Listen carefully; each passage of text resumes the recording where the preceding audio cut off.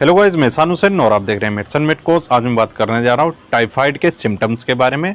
Typhoid बुखार के क्या लक्षण होते हैं जिन्हें देखकर आप पहचान सकते हैं कि किसी पेशेंट को टाइफाइड फीवर का इन्फेक्शन हुआ है। तो सबसे पहले जान लेते हैं टाइफाइड फीवर होता क्या है। दोस्तों, टाइफाइड एक बैक्टीरियल इन्फेक्शन की वजह से होने वाली बीमारी है। एक बैक्टीरिया होता है जिसे साल्मोनेला टाइफी बोलते हैं।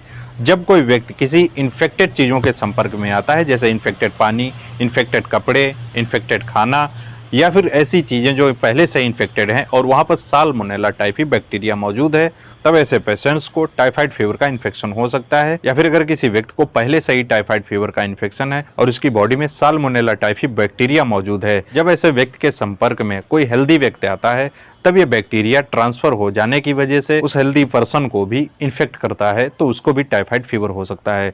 इसीलिए इसमें साफ सफाई का ध्यान रखना चाहिए, हाइजीन मेंटेन रखनी चाहिए।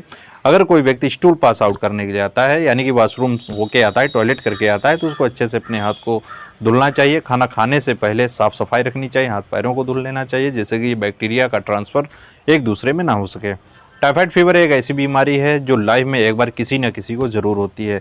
दोस्तों, जो लोग हाइजीन मेंटेन नहीं रखते हैं या फिर इन्फेक्टेड चीज़ों के संपर्क में आते हैं या फिर कंटामिनेटेड फूड लेते हैं, जंक फूड लेते हैं, तो ऐसे लोगों को टाइफाइड फीवर होने के चांस ज़्यादा रहते हैं। दोस्तों, जो टाइफाइड फीवर का इन्फेक्शन होता है वो 4 हफ्ते से लेकर महीनों तक रह सकता है।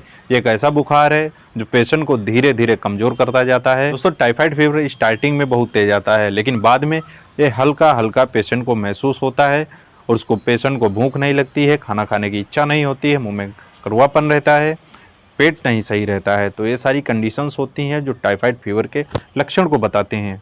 टाइफाइड फीवर पर मैंने ऑलरेडी कई सारे वीडियोस बना रखे हैं। अगर आपने वो वीडियो नहीं देखे हैं तब आप वीडियो जाकर देख सकते हैं, लिंक डिस्क्रिप्शन में मिल जाएगा। जब किसी व्यक्ति को टाइफाइड फीवर का इन्फेक्शन होता है तब उसके जो लक्षण होते हैं 1 से 3 हफ्ते बाद दिखाई देते हैं। शुरुआत में पेशेंट को पता नहीं चलता है कि उसको टाइफाइड फीवर का इन्फेक्शन हुआ है। जब 1 हफ्ता बीत जाता है या फिर 2 हफ्ते 3 हफ्ते हो जाते हैं, तब उसके बाद टाइफाइड फीवर के लक्षण दिखाई देते हैं, जैसे कि सर में लगातार दर्द होता है, तेज बुखार आने लगता है। कभी कभी ये बुखार ठंड लग के भी आता है, जिससे कि पेशेंट कंफ्यूज हो जाते हैं कि उनको मलेरिया का फीवर तो नहीं हुआ है, तो इसीलिए इसकी जांच करानी पड़ती है।